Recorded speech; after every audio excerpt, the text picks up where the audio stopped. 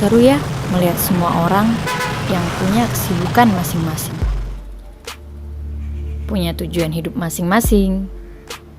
Pulangnya pun punya tempat kembali masing-masing. Kata keadilan mempunyai hubungan erat dengan sosial seseorang di masyarakat.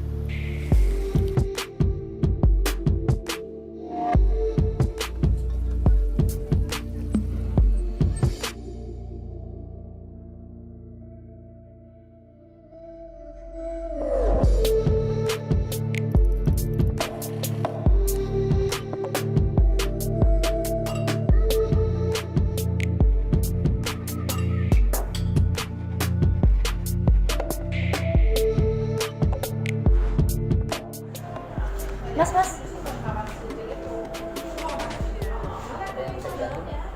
boleh minta tisu nggak? Sebentar ya. Enggak, di sini. Oh ya, makasih ya mas. Mas, Iya, Mbak. bener nggak sih orang Indonesia itu malas baca? Kayaknya betul deh. Soalnya orang Indonesia rajinnya bikin hoax, bukan baca. Oke, thanks mas.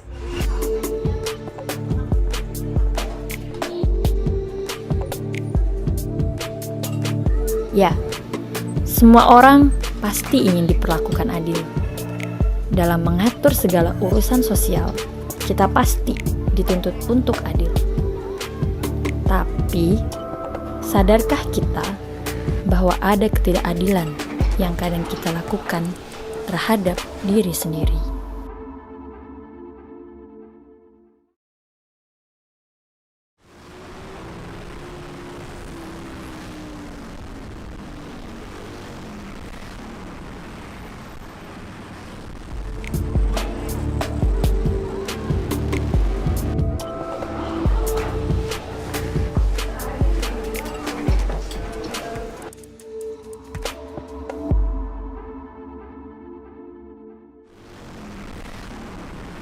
Saya mencoba mewawancarai seseorang yang berjualan es di pinggir jalan.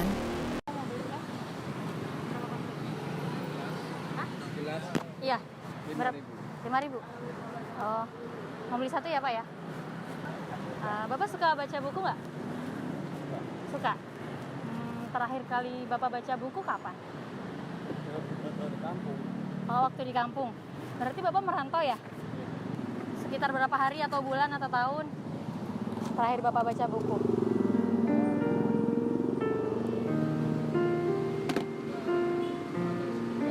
Oh, udah sebulan.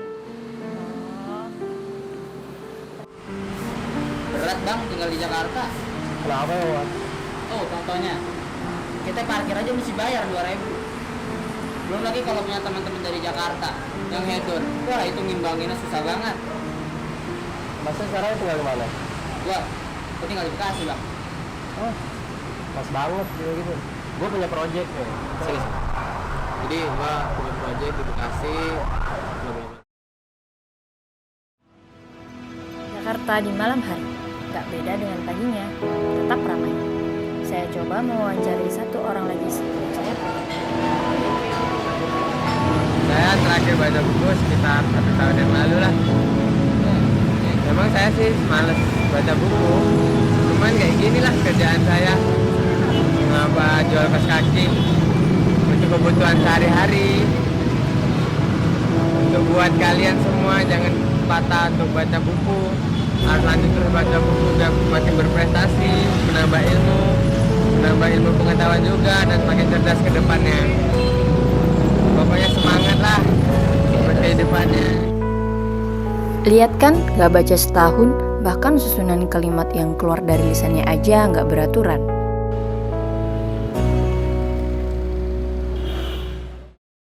Selamat datang di kota Bekasi. Yang saya tahu, Bekasi lebih besar dari negara Belanda dan macetnya menandingi ibu kota. Terbaik memang.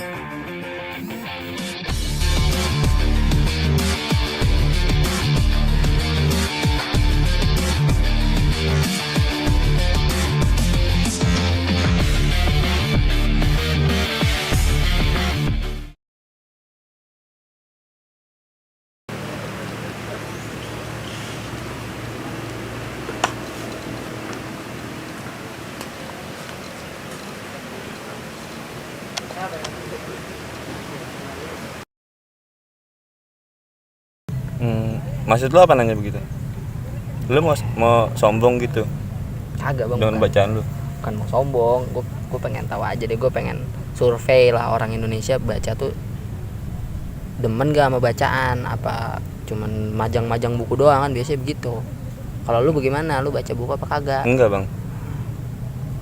Sebenarnya lu tau nggak bang, kalau sebenarnya buku itu jendelanya ilmu. Lu kalau nggak baca buku lu nggak punya ilmu.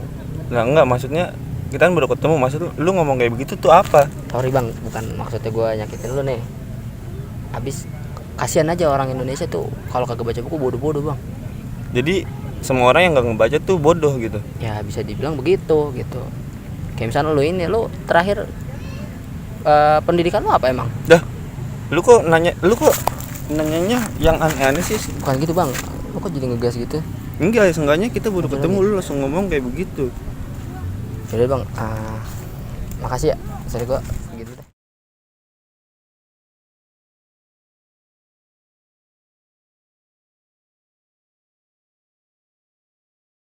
Mulai oke dengan Bang Danar tadi ya, sorry bang.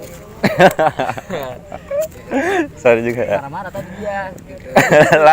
lah baru kenal tuh ngomongnya udah gimana anjing banget ini orang. Udah bang, kita lanjut aja deh. Oke. Coba, gue pengen tahu cerita tentang lo dah, kehidupan lo. Parah bang di masa sekolah. Ya mungkin gue sekarang ini nganggur ya, dulu gue karena bener-bener parah gitu di masa sekolah. Ya diajak cabut iya, bandar iya, tawuran iya, nyesel banget sih kalau dibilang nyesel mah. Ya balik lagi pemikiran gue ya mungkin karena sekolah gue caur gitu. Ya dari mata pelajaran aja dari SD sampai STM gue bener-bener nggak dapet apa-apaan. Bener-bener ya kayak sia-sia aja gitu. Dari nyokap gue beliin gue buku segala macam, ya buku itu kalau pajangan doang di rumah. Orang-orang yang sama lah kayak gue ya kalau bisa ya gimana ya, nakal boleh tapi soal pelajaran jangan dibuat main-main lah maksudnya. Nah ibadah juga kalau bisa kencengin gitu. Karena ya yang ngebantu, yang balik lagi yang ngebantu ya doa dan ibadah lu gitu. Ya, masih banyak orang-orang kayak Danar di luar sana. Jangan dijauhin. Orang kayak gini mah mesti kita rangkul.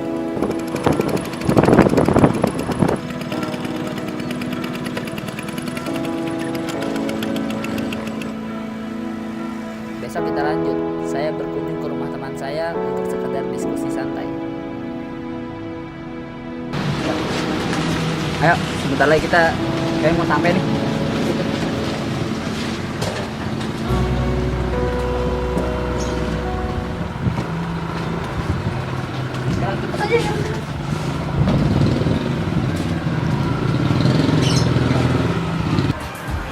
Lumayan juga ya jalan deh.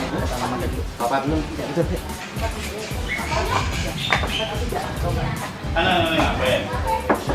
Assalamualaikum.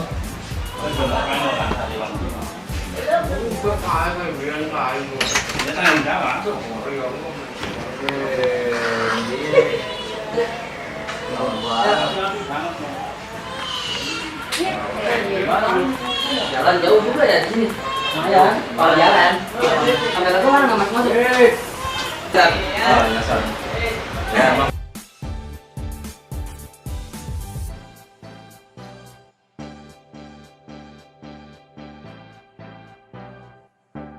Assalamualaikum warahmatullahi wabarakatuh. Negeri buku itu diciptakan kira-kira hampir setahun yang lalu. Ini sebenarnya diciptakan ketika kita melihat banyak orang yang sebenarnya mau membaca, banyak banget. Tapi ternyata orang-orang itu cuma nggak punya akses kepada buku, entah gara-gara buku itu mahal, atau yang kedua nggak ketemu sama orang yang bisa menjelaskan kepada orang ini buku itu apa sih isinya. Buku ini apa sih benefit yang dia dapat setelah dia baca buku yang ini gitu loh. Dia habis baca buku A misalnya, terus apa urgensinya dia baca buku itu, atau dia melihat sejumlah besar buku. Loh kenapa gua harus baca buku itu? gitu kan. Makanya diciptakan negeri buku. Sejauh ini ide dasar negeri buku itu sudah diterima sampai dengan kira-kira 120 orang gitu ya, 120 perpustakaan pribadi di seluruh Indonesia. Jadi konsep dasarnya itu semua orang yang punya koleksi buku ya, segini nih kira-kira, semua orang yang punya kegiatan literasi yang berkaitan sama buku, semua orang yang punya kegiatan literasi berkaitan dengan menulis, kita gabung di negeri buku, kita sebarkan koleksi kita kepada masyarakat. Caranya biarkan rumah kita terbuka untuk masyarakat yang mau belajar, siapapun itu, apapun koleksi buku kita. Cuma sebagai landasan berpikirnya itu kita ambil kepahaman dulu gitu. Sebagai landasan berpikir itu kita ambil dari kepahaman. Karena apa? Orang sebenarnya nggak penting masalah baca bukunya, tapi yang penting itu dia paham nggak dia itu hidup buat apa, dia itu hidup untuk bagaimana, dan dia itu kemudian nanti setelah dia mendapatkan alasan untuk hidup, dia akan mendapatkan sendiri alasan untuk membaca. Karena buku itu hanya menyediakan sumber informasi, tapi pola pikir dan lain-lain itu disediakan dari diskusi. Itu sih dibalik gitu ya, dibalik terciptanya negeri buku. Dan saya membangun negeri buku ini itu bersama dengan salah seorang teman saya gitu ya, yang termasuk dia nih yang punya perpustakaan ini. Sebenarnya ini perpustakaannya namanya Pojok Rumi. Nah sini Bang Hamdi, kita ngobrol bareng dulu. Iya, ini Bang Hamdi ya. Di sini Bang, Ya. Gimana? Beliau nih kolektor ya, kolektor buku-buku apa aja sih? Kolektor buku-buku gerakan gitu ya, buku-buku tua juga, buku-buku politik zaman tahun 40 sampai kira-kira tahun 60 ya. Saya tuh sering memperhatikan nih, ada tipe mahasiswa, ada dua, itu tipe mahasiswa. Satu yang ideologis, itu seneng banget baca buku, tapi nggak apa-apain. Baca buku ya sampai pusing. Buku ya, itu orang-orang kutu buku lah, orang kutu buku, kutub. Ada lagi orang-orang yang kayak gini nggak pernah baca buku gitu loh, dan dia menerjemahkan seolah-olah kontribusi di organisasi itu nggak ada hubungannya sama buku gitu loh, nggak ada hubungannya sama mikir. Ya udah sekarang kerjaan gua apa sini dah, dia berlindung di balik kata-kata saya orang lapangan. Jargonnya kerja ya. Ya kerja, sebentar lagi kerja itu tumbang kan gitu. Iya. Gitu. Masukin ya. Mahasiswa itu kan kalau manusia itu kan ada ini ya, ada yang bodoh tapi nggak nyadar, ada yang bodoh tapi nyadar gitu. Nah, yang ada mungkin yang banyak dari kita tuh udah tahu bodoh tapi nggak nyadar gitu loh. Ini yang harus dievaluasi di manusia sepanjang ini. Baiknya itu kan mahasiswa tuh dia tahu dia bodoh, tapi dia harus sadar. Nah, ketika dia sadar itu yang dia lakukan adalah mencari tahu, membaca, baru itu kan action namanya. Kalau Bang Amar nih misalnya melihat mahasiswa seperti itu, misalnya ada yang bodoh tapi nggak sadar juga bodoh, tapi ada yang bodoh tapi malah sadar, itu gimana tuh menanggapi itu semua? Iya, gimana ya, pengen disiram kopi tapi kopi mahal, nggak disiram kopi ya sayang juga nih orang nggak disiram kopi. Iya. Sekarang kita ngomong kayak gitu tuh, lu baca buku kayak gitu loh, kita tetap nggak mau ya, bawaannya pengen selepet dari karet. Bang Hamdi, saya pernah nih dengar ada kader lagi daurah, waktu saya tanya, pernah baca buku Majmu' atau Rosail nggak? Enggak. Terus pernah baca buku Risalah Pergerakan nggak? Pernah. Saya tunjukin bukunya ini.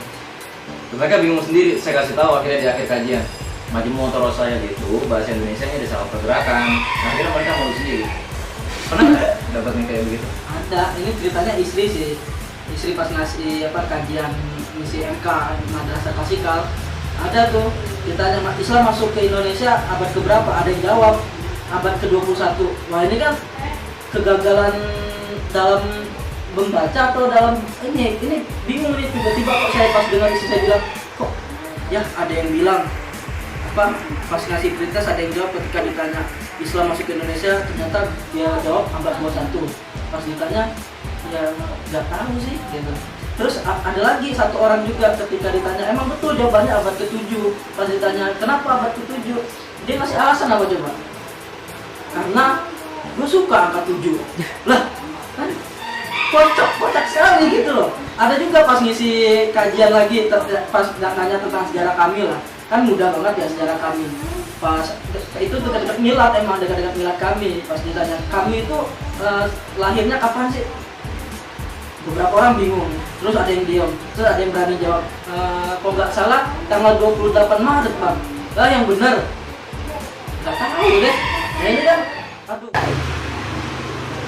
Ada, jadi gue tuh pernah ngisi kajian ini DDM 3 kalau nggak salah, saya tanya jadi Erdogan itu siapa? Gue tahu dukung Erdogan katanya, coba kenapa tebak? Dia bilang Erdogan tuh kader PKS gitu, dia bilang parah banget itu, untuk bukan dari kami dari Jawa gitu, dari luar. Tapi tetap aja kan mengenaskan banget ya, Erdogan kader PKS dari mana gitu kan ya, siapa yang berani ngelikuannya Erdogan coba? Bila kan ngeri gitu. Dan tiga ya? Ya dari kasus-kasus tadi sih ya kita sih nyaranin banyak, bukan gini, kalau kita nggak mau baca gitu ya, mikir kayak gitu loh. Kalaupun nggak mau mikir, nanya kayak sama orang, bang gimana caranya mikir sih bang gitu loh. Kalaupun emang ternyata nggak kepikiran untuk nanya caranya mikir, ya seenggaknya lu ketika DM1, ketika MK1 datang aja lah gitu loh, jadi panitia kayak, cuman ketika ada pemateri lu dengerin aja gitu loh, dan ya baca kayak apaan kayak gitu ya. Iya. Ini apa, datang aja nggak mau apalagi ngedengerin gitu kan, bodoh aja nggak nyadar apalagi mau bergerak gitu loh. Ya, seharusnya kalau bodoh ya nyadar aja gitu, saya bodoh sehingga saya mau belajar gitu kan, itu yang jadi pembelajaran.